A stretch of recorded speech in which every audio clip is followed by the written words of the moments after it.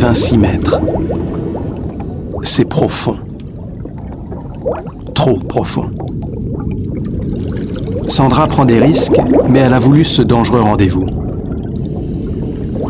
Sandra Bessudo est biologiste. Elle guette le retour d'un grand fauve des profondeurs d'une espèce encore inconnue. Il est là 3 mois par an. C'est un splendide requin de plus de 4 mètres de longueur.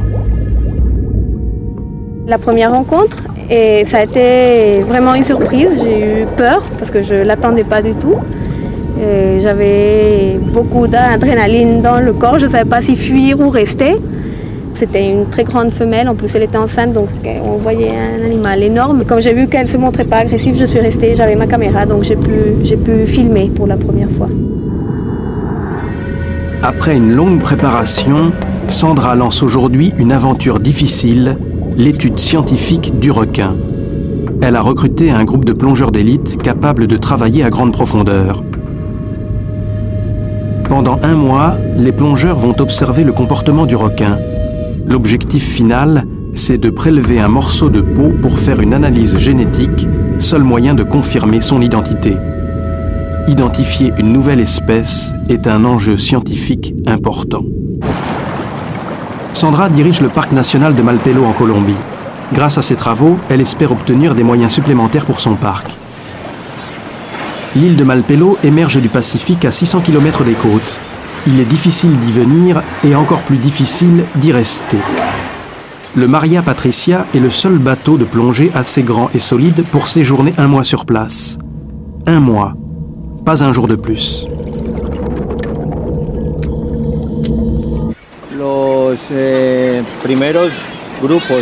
En regardant les premières images filmées par Sandra, Harold, le capitaine du bateau, confirme qu'il s'agit du monstre. Un requin aperçu pour la première fois en 1987.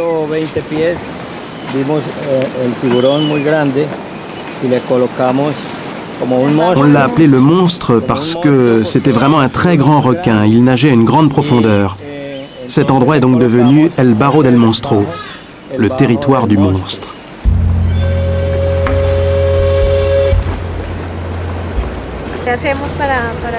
Qu'est-ce qu'il faut faire pour l'étudier un peu plus? Eh bien, il faudra en pêcher un. Non, le pêcher, non, on ne peut pas le pêcher.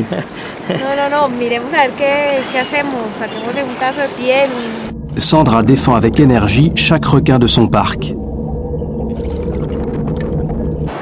Le parc national de Malpelo est le lieu de prédilection de nombreuses espèces de requins. Sanctuaire naturel unique au monde, c'est un carrefour des vents alizés et 8 courants océaniques chauds et froids s'y rencontrent. Grâce à eux, cet arbre a parcouru plus de 600 km.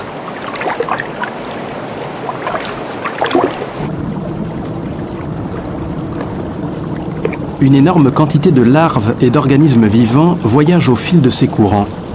Cette masse gigantesque de minuscules invertébrés, de méduses, d'œufs et de larves est à l'origine d'une chaîne alimentaire au bout de laquelle se trouvent les requins, mais aussi les fous masqués. Malpelo sert de nichoir à plus de 20 000 fous.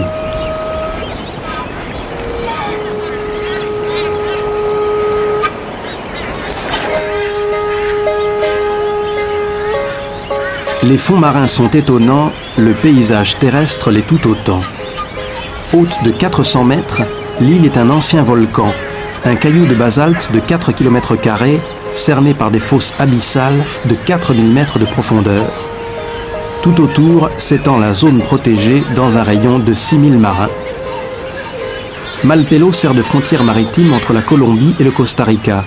Son nom vient du latin malveolus, qui signifie inhospitalière.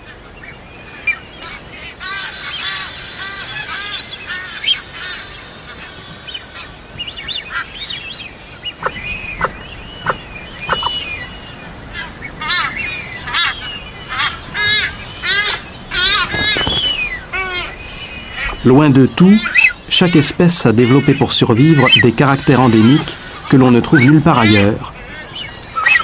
Mais, ici comme partout, c'est la lutte pour la vie.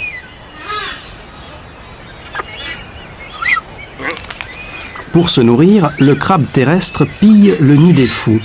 Il ne descend jamais dans la mer. Un fou pond en général 2 œufs, mais après la naissance du premier jeune, il néglige parfois le deuxième œuf et les affamés en profitent.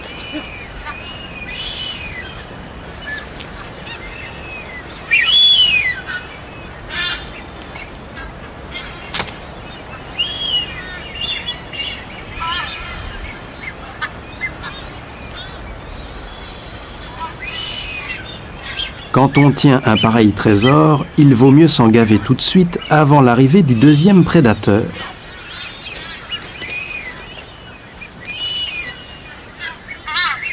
Avec ses 50 cm de longueur, le lézard moucheté fait figure de dragon à l'échelle de l'île. Le fou ne peut pas quitter son nid, son oisillon risquerait une insolation.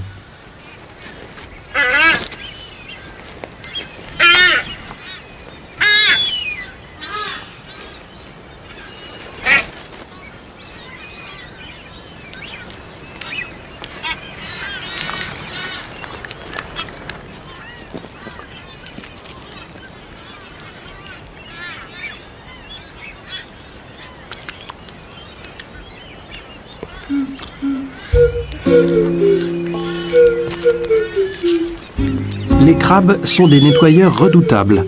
Ils dévorent absolument tout et protègent l'île aussi sûrement qu'une armée de garde.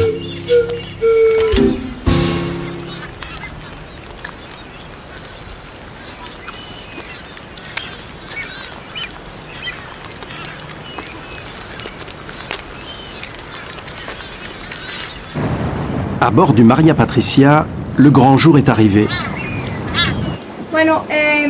Pour la première fois au monde, Sandra va étudier un requin de profondeur dans son milieu.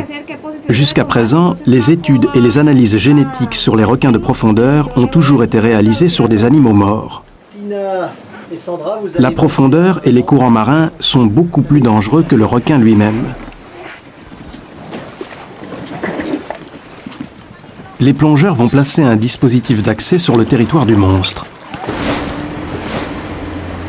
La bouée rouge maintiendra en surface l'extrémité d'un câble fixé à 60 mètres de fond par une ancre.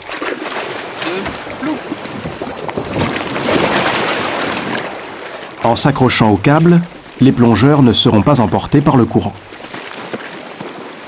1 mois, c'est très court pour mener à bien une pareille aventure.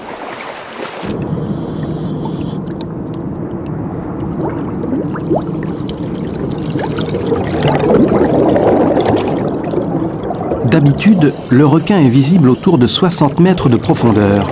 C'est la limite maximale pour la plongée à l'air comprimé.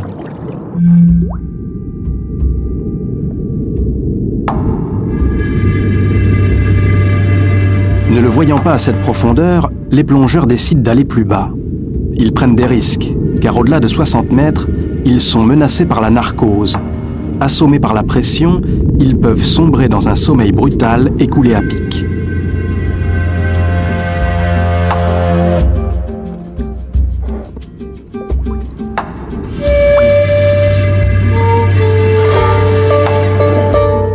Après plusieurs descentes infructueuses, les plongeurs atteignent l'extrême limite du possible, 86 mètres.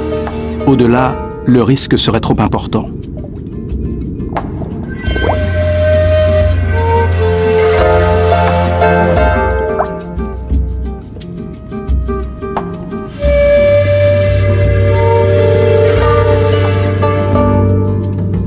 Ces dents pointues sont de type agrippeur-déchireur. C'est un chasseur fait pour attraper ses proies à la course. Dans la journée, il se repose. Les femelles sont plus nombreuses que les mâles, mais ils vivent séparés. Il semblerait que les femelles viennent à Malpelo pour mettre au monde leur bébé. Sa ligne latérale est bien visible. C'est un organe sensoriel avec lequel il détecte à distance les vibrations sonores ou les mouvements de ses proies.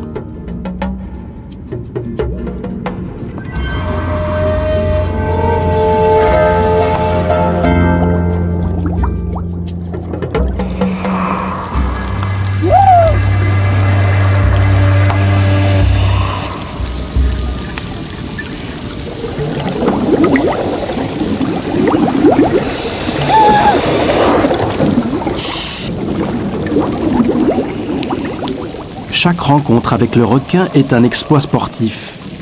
Très peu de scientifiques en sont capables. Mais au bout de 10 minutes, Sandra doit remonter.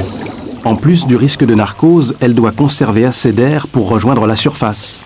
La remontée dure 1h15.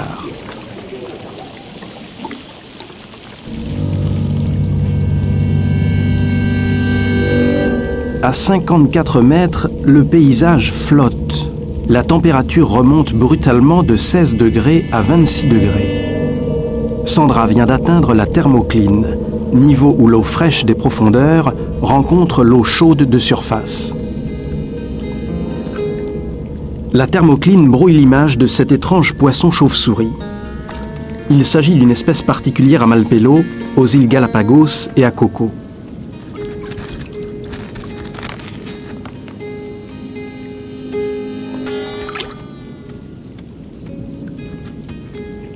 Les débris de coraux et de coquillages abritent de petits poissons et de succulents invertébrés. Pour attirer ses proies, il possède une arme de choc, son filament pêcheur.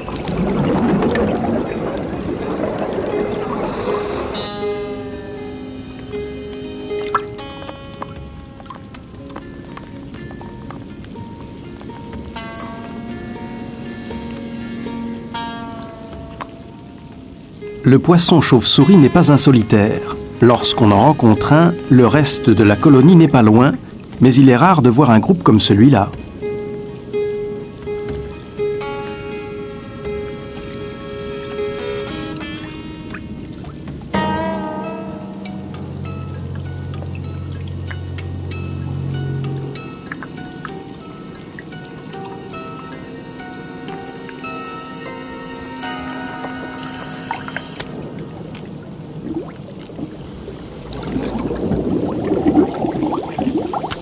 Sandra remonte lentement, le plus lentement possible. La différence de pression entre le territoire du monstre et la surface est énorme. En cas de remontée trop rapide, l'azote dissous dans le sang forme des bulles. Elle risquerait un grave accident de décompression, impossible à soigner sur place.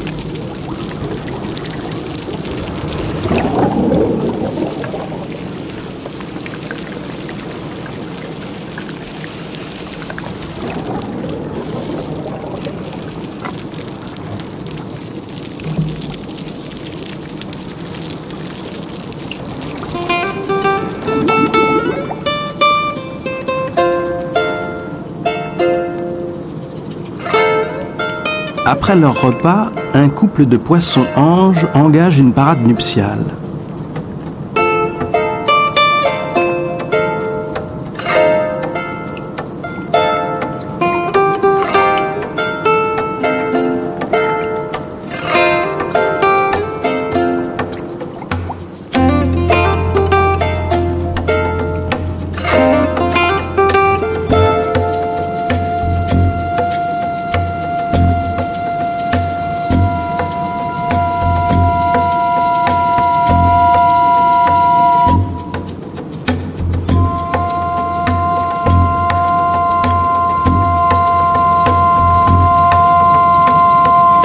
Sur le récif coloré par les algues incrustantes, la crevette arlequin joue de sa tenue de camouflage pour se rendre invisible.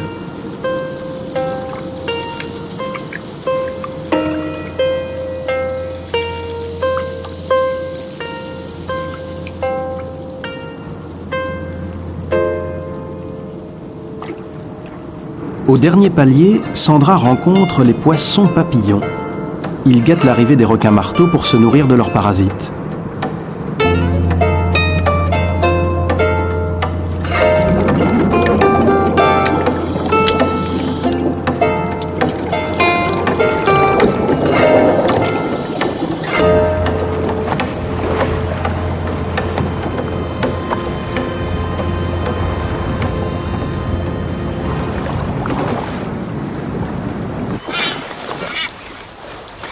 Au bout de quelques jours, Sandra peut identifier le requin d'après sa morphologie.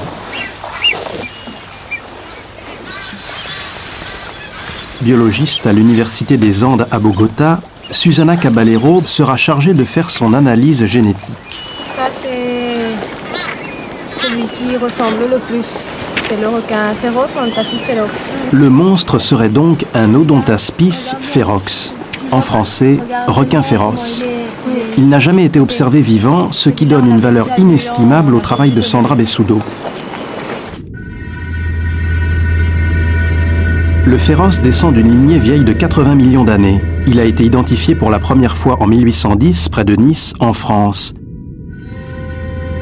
Il vit par petits groupes dans les eaux tropicales et les mers tempérées. Dans le Pacifique, on le trouve près des côtes d'Australie, de Nouvelle-Zélande et des États-Unis. Mais on ignore si ces populations disjointes se rencontrent, si elles migrent, si elles se reproduisent entre elles. C'est un requin de profondeur. On le trouve jusqu'à 800 mètres.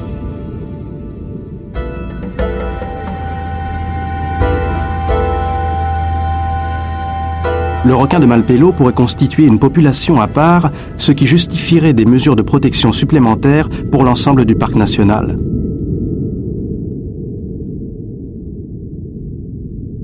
À Malpelo, comme dans tous les océans du monde, le nombre de requins diminue.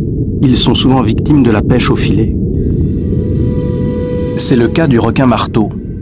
Cet étrange requin vit en banc de plusieurs centaines d'individus. Il est attiré par le fond de roches basaltiques.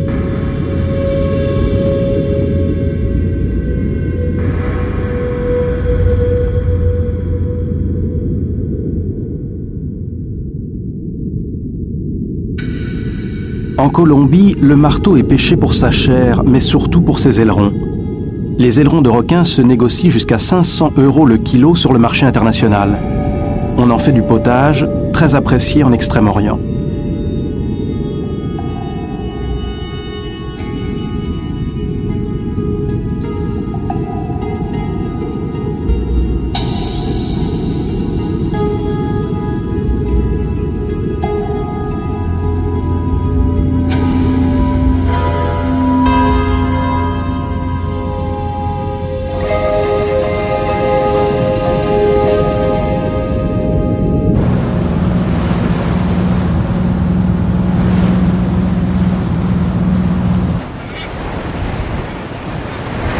Le radar du Maria Patricia vient de détecter des bateaux de pêche suspects dans la zone des 6000 marins protégés.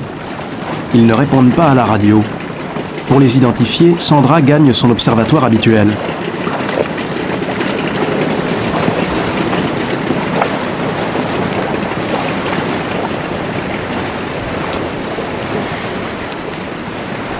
L'île de Malpelo est aussi difficile d'accès que le territoire du monstre. Mais il en faut plus pour arrêter Sandra.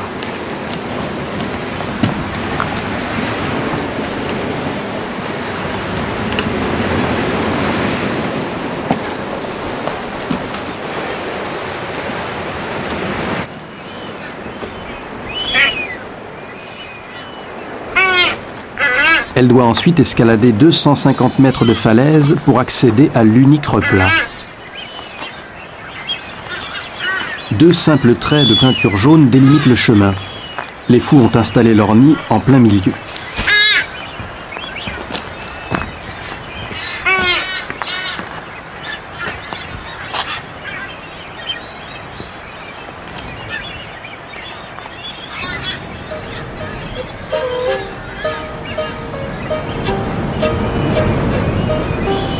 Les petits lézards viennent quémander du sel.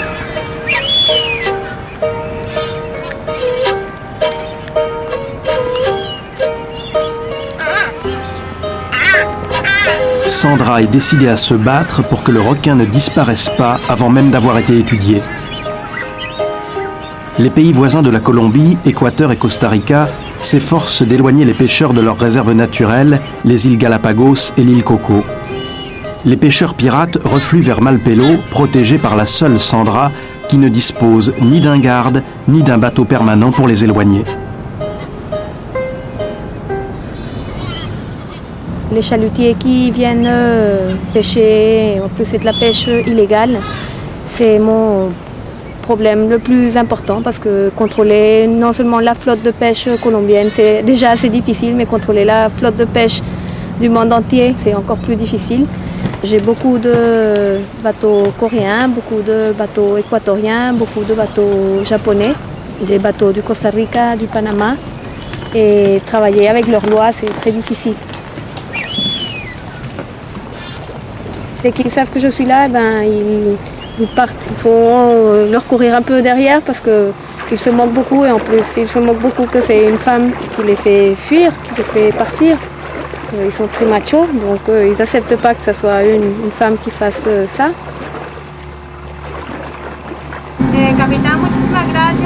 Capitaine, quel genre de bateau êtes-vous?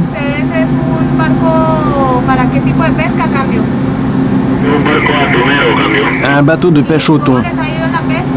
Comment va la pêche? Coup de filet négatif. Nous sommes en zone d'eau internationale, nous restons dans les parages. Celui-là est un bateau équatorien. Les pirates utilisent une tactique éprouvée. Ils attendent la tombée de la nuit dans les eaux internationales, puis pénètrent dans le parc tout feu éteint.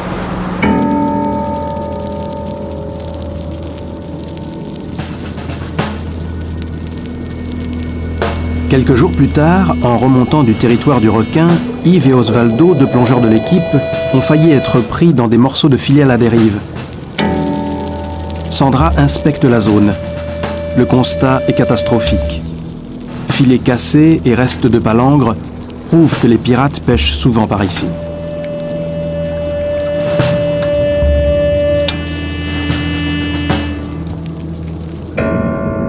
Les filets ne dérangent pas les murènes. Elles prospèrent dans les cavités des rochers. En respirant, elles découvrent une triple rangée de dents, véritable machine à broyer les crustacés.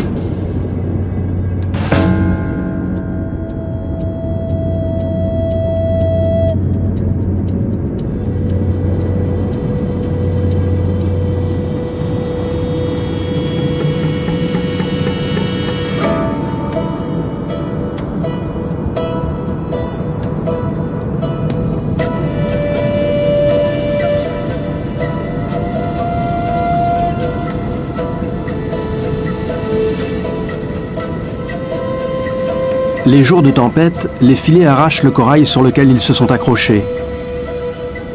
Sans aide, un plongeur n'a pratiquement aucune chance d'en sortir vivant.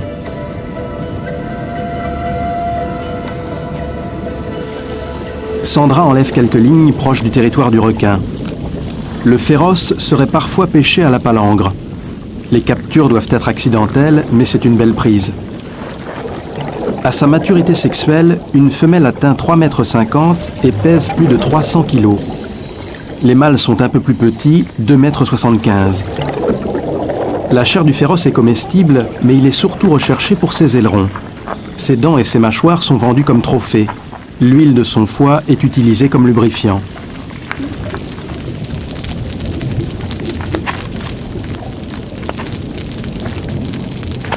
Le requin féroce est bien mal nommé, il n'a jamais attaqué l'homme. L'homme ne lui rend pas la politesse.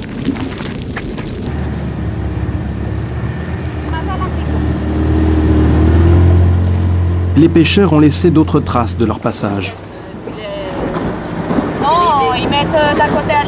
En compagnie de Tina, sa partenaire de plongée, Sandra fait une tournée d'inspection. Des morceaux de filets dérivants restent accrochés au rocher jusqu'à la prochaine tempête. Tu penses qu'on peut les enlever? C'est coupant et j'ai peur pour le zodiac qui se casse. Le danger est partout présent. Oh, ouais, il faut attendre un peu, il faut la marée. Oui, il faut la marée.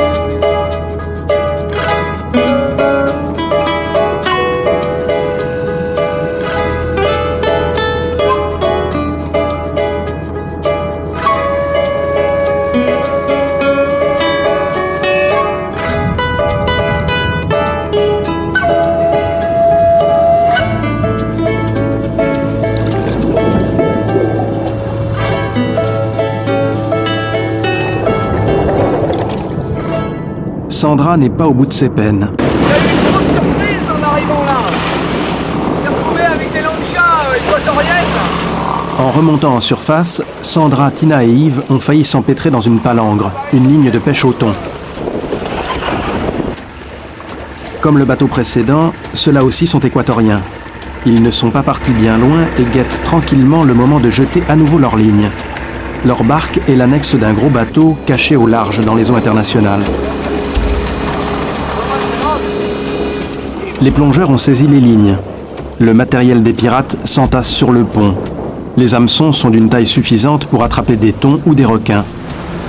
Le Maria Patricia fonce vers les intrus. Harold, le capitaine, leur explique qu'ils sont dans un parc national où la pêche est interdite et leur demande de s'en aller. Les pirates se moquent de lui.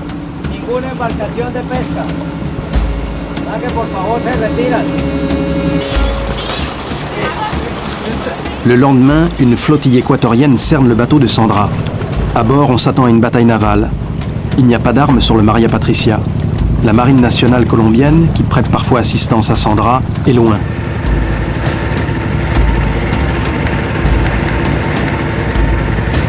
À bord de la première barque, le capitaine du palangrier en personne. La situation peut être dangereuse. Certains de ces bateaux pirates appartiennent à des narcotrafiquants, leur équipage est souvent armé et tire sans prévenir.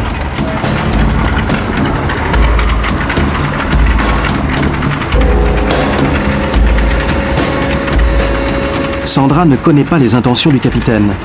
Elle l'affronte, armée de sa seule force de conviction.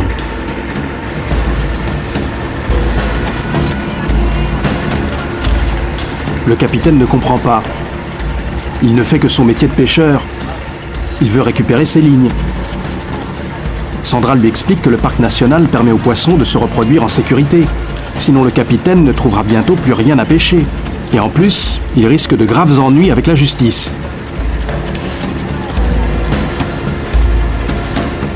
Enfin, à bout d'arguments, elle assure qu'il commet un péché et que la Madone ne serait pas contente de le voir ici. Cette fois, elle a trouvé les mots justes. Le capitaine est un bon catholique, il reprend le large et promet d'aller pêcher plus loin.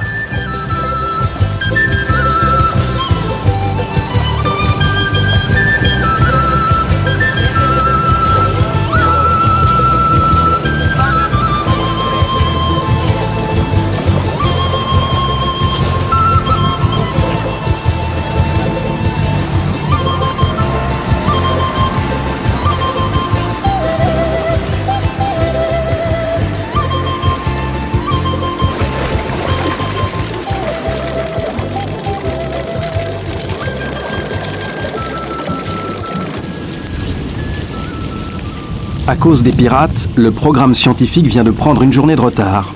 Pour couronner le tout, les conditions météorologiques se dégradent. Les alizés qui soufflaient du nord vers le sud se sont inversés. Ils soufflent à présent du sud vers le nord, entraînant un changement de sens des courants sous-marins. Résultat, le monstre n'est plus au rendez-vous.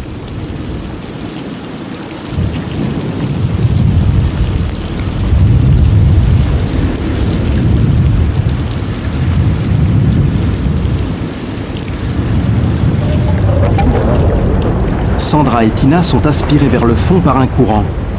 Elles parviennent à remonter en se laissant déporter vers le large par un autre courant.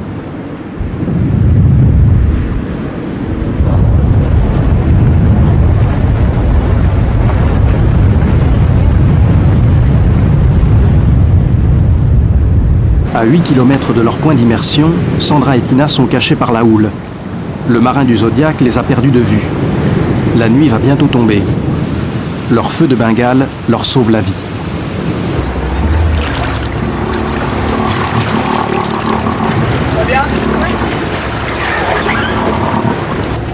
La catastrophe arrive au petit matin. Tout le dispositif d'observation du requin est arraché par la tempête. Le programme scientifique est arrêté.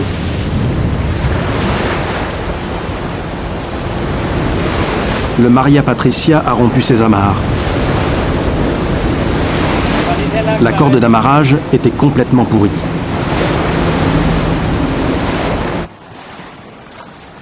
Le capitaine trouve un mouillage plus abrité. Mais il ne peut pas s'ancrer. Les fonds rocheux sont trop près de la falaise. Et plus au large, les fonds sablonneux ne donnent pas prise à l'ancrage.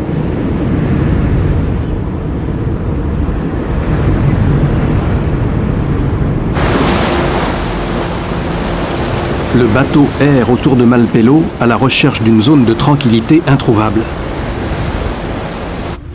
Il n'y a pas de treuil à bord. Après chaque ancrage raté, les plongeurs remontent l'ancre à la main.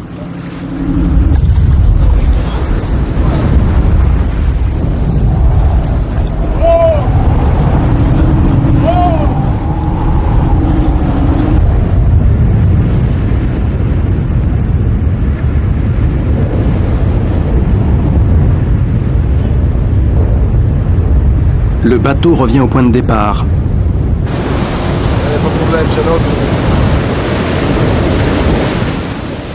Ramiro et Cholo, les deux marins indiens, réamarrent le bateau au péril de leur vie.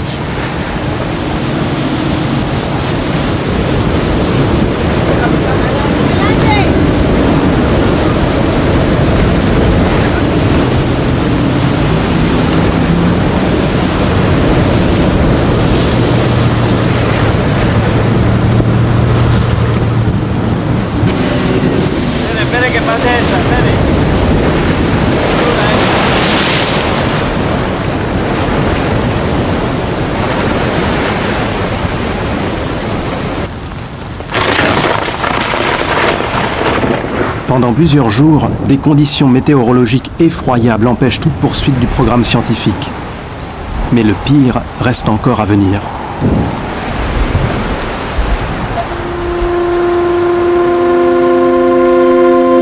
À 5 heures du matin, des filets de pêche encerclent le bateau et bloquent son hélice. Le coupable, le Queen Elizabeth, est un bateau de pêche colombien. Le capitaine demande de l'aide pour récupérer ses filets cassés par la tempête. Il prend le Maria Patricia pour un pirate comme lui.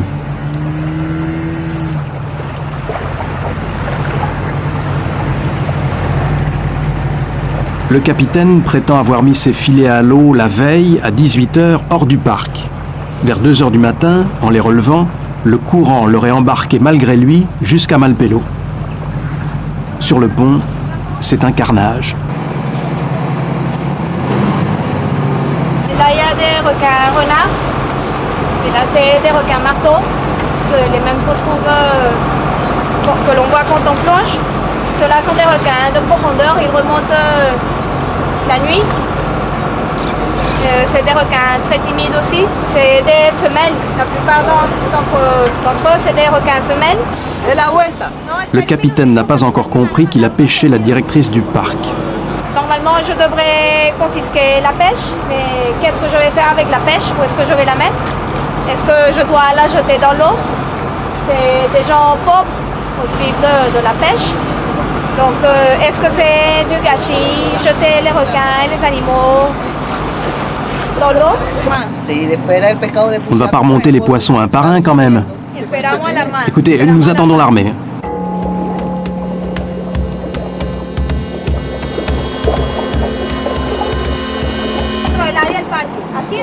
Vous êtes encore dans le parc.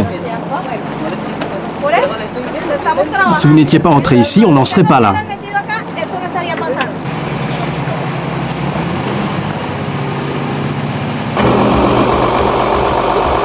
Le capitaine a menti. L'analyse de son GPS, sa boussole satellite, prouvera qu'il dérivait dans le parc depuis 2 jours entiers. Dans quelques heures, la Marine nationale va arriver. Dans les soutes, elle découvrira 10 tonnes de requins déjà pêchés. 4 tonnes supplémentaires sont encore prisonnières des filets.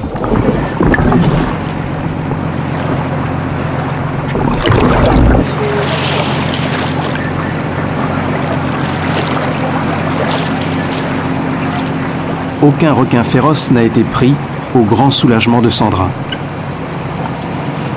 Il est tout à fait exceptionnel de pouvoir filmer un pareil massacre sans se cacher. En général, les pêcheurs de requins évitent soigneusement les caméras. Mais le capitaine prend Sandra et son équipe pour un commando de la Marine nationale. Leurs combinaisons de plongée noire entretiennent la confusion. Il mettra du temps à comprendre à qui il a affaire. L'équipage prélève avant tout les ailerons.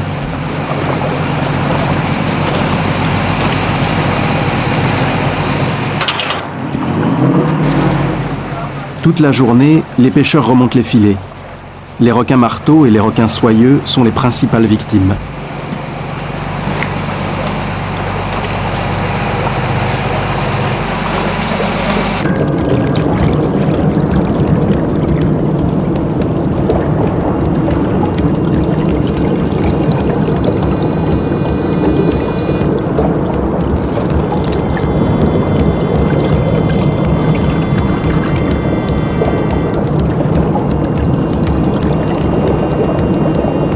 La mort des requins semble si récente que Sandra espère encore, contre toute logique scientifique, trouver des bébés vivants dans le ventre de leur mère.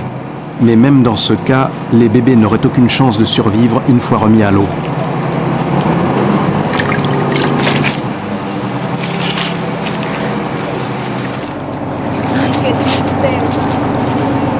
Ils sont morts, hein? Non? Si, je pense. Ils sont morts, n'est-ce pas? On vérifie. Ouais, t'as encore le cordon. Bébé Silky. Bébé Silky. Tire-le tout dehors, on le met là. Sans couper les sacs. Il y en a un autre là. Quantas hembras? Tina note l'inventaire. Un mâle? Non, casse pas ça. Mâle. Femelle. Non, sont 6. Mâle. Il y en a encore un. Femelle. Deux femelles, deux mâles.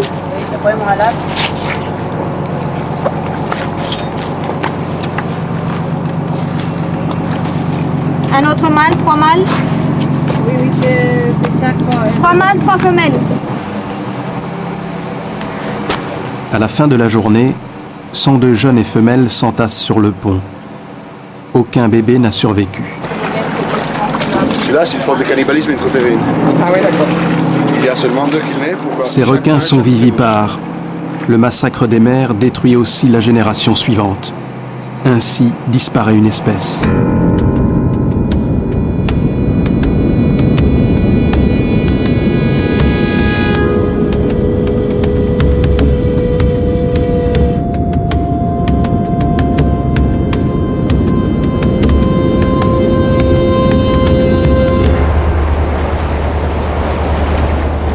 La Marine nationale est enfin arrivée. Sandra va faire son rapport.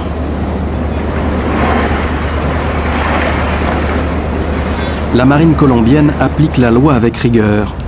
Le Queen Elizabeth va être escorté jusqu'au port de Buenaventura, la pêche confisquée, le capitaine mis en garde à vue avant de passer en jugement.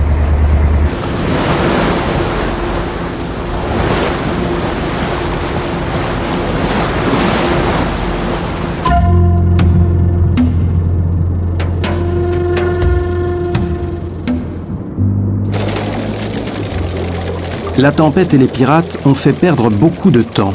Le compte à rebours est commencé et Sandra craint de ne pas pouvoir atteindre son objectif final, faire la biopsie pour réaliser enfin l'analyse génétique du requin.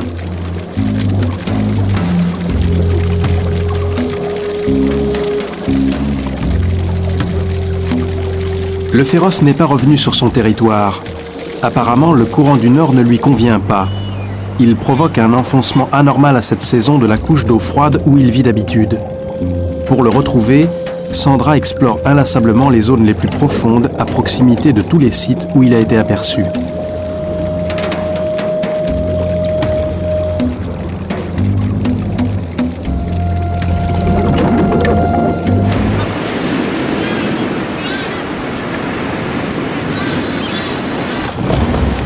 Malgré le ciel bleu, les courants sous-marins restent très violents.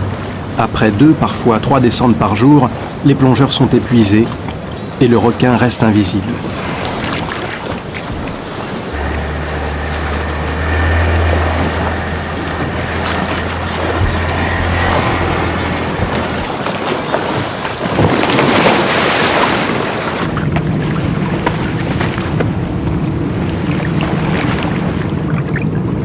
Le seul monstre rencontré ce jour-là est une tortue. Les crustacés parasites l'emprisonnent d'une gangue si pesante qu'elle va bientôt mourir, incapable de nager et de se nourrir. Pascal décide de lui sauver la vie.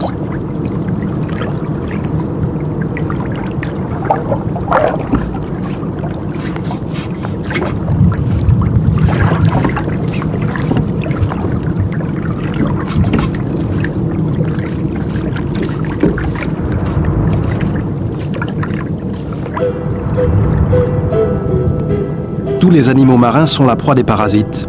Le requin féroce lui-même en est couvert. Pour s'en débarrasser, les poissons ont mis au point plusieurs stratégies.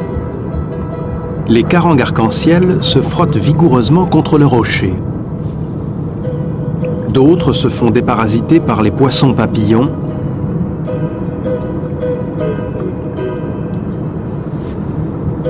ou les labres.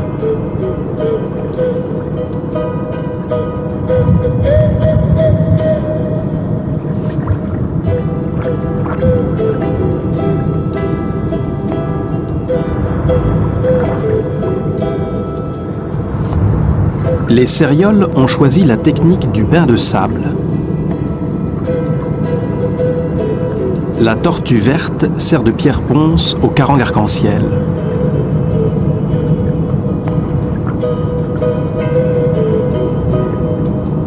Cette autre tortue verte sera bientôt menacée par la pousse des algues sur sa carapace.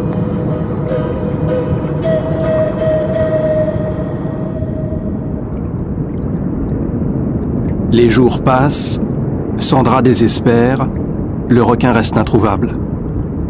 Les plongées se succèdent jusqu'au coucher du soleil, en vain.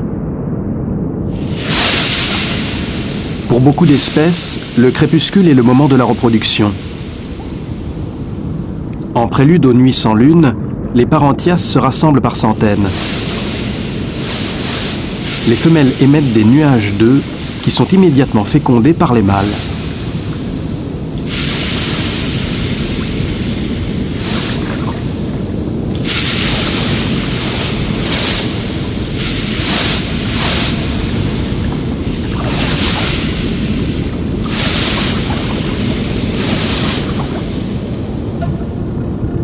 Quand tout est fini, une carangue se précipite pour manger les œufs.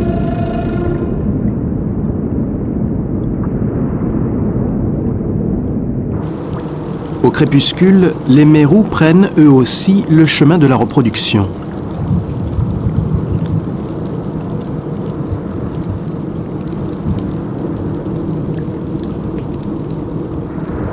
Des femelles décidées à se reproduire enveloppent langoureusement le gros mâle qu'elles courtisent.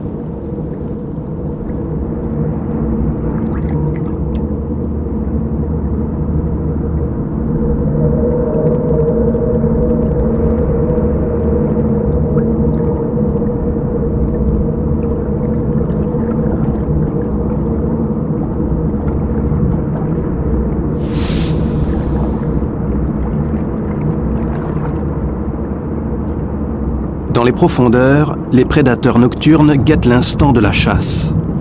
À cette heure dangereuse, le requin féroce va peut-être remonter des profondeurs pour chercher des proies. Il est probable qu'il chasse de nuit. Pour le savoir, Sandra prend des risques. À cause des courants, plonger de nuit est encore plus dangereux que plonger de jour.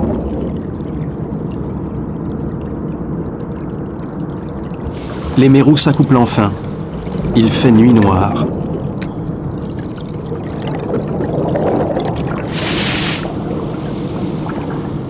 Personne n'a jamais vu un requin féroce se nourrir.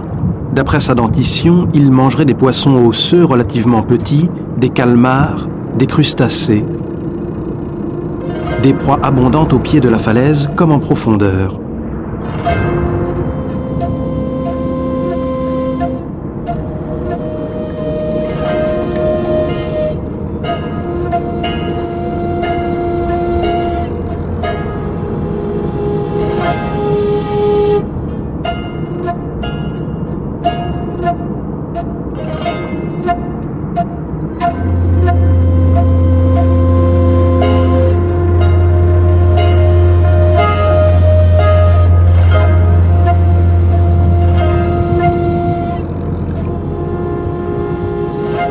La langouste prend des risques.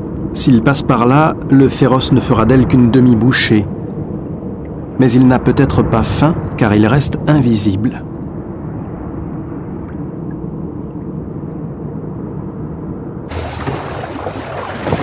C'est la plongée de la dernière chance. Le départ est prévu le lendemain. Sandra n'y croyait plus.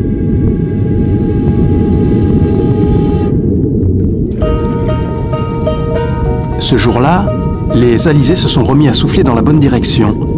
Cela confirmerait la relation entre le sens du courant et la présence du requin. On dit souvent qu'un requin coule quand il ne nage pas. Ce n'est pas le cas du féroce. Son foie énorme est un véritable flotteur. Il lui permet de maintenir un équilibre hydrostatique parfait. Sandra envisage déjà d'en équiper un d'une balise radio afin de suivre ses mouvements par pistage acoustique.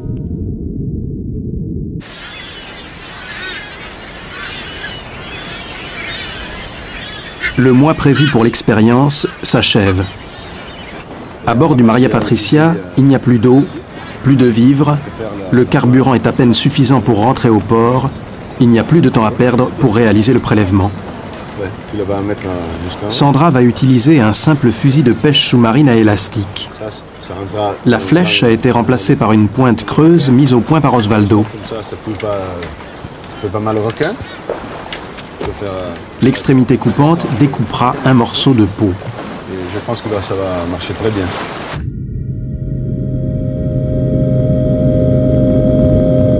Pour ne pas risquer de toucher une zone vitale, Sandra va viser la deuxième nageoire dorsale.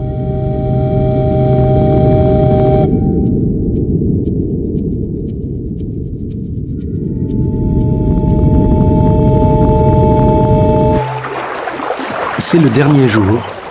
Sandra plonge une première fois dans la matinée. Raté. Le requin passe trop loin.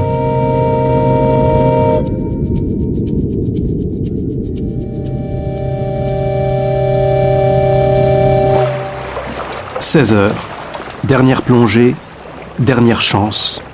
Le bateau doit absolument quitter Malpelo dans 2 heures au coucher du soleil. »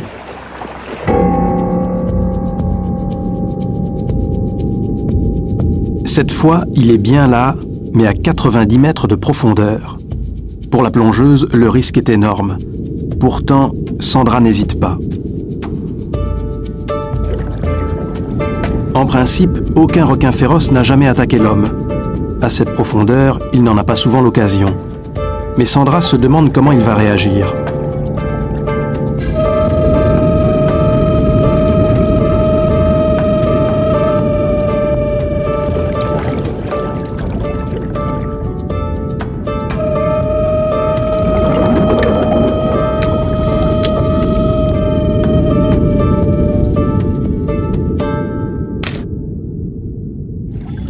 Ça a marché.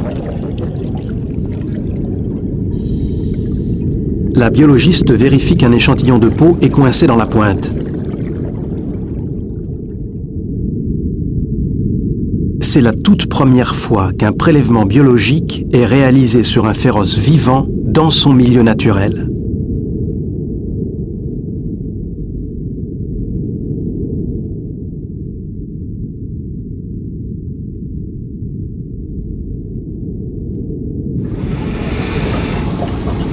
L'analyse génétique va confirmer qu'il s'agit bien d'un requin féroce.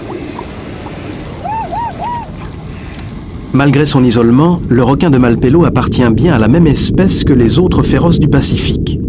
Il doit donc y avoir des contacts, même très brefs, entre les différentes populations, car c'est le seul moyen de maintenir l'unité génétique de l'espèce.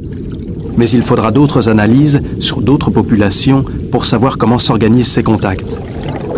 Dans le cas du grand requin blanc, dont la répartition ressemble à celle du requin féroce, on vient seulement de découvrir que ce sont les femelles qui voyagent entre l'Afrique du Sud et l'Australie. Elles assurent ainsi la continuité de l'espèce. Les travaux de Sandra Bessudo permettront peut-être de savoir si les femelles de requins féroces en font autant.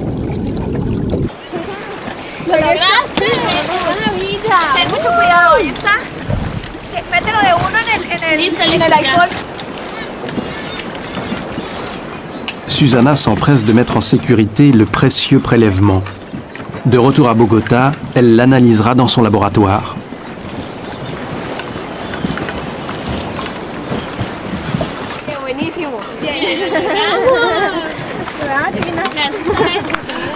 Bueno, ya lo guardaste, ¿todo bien?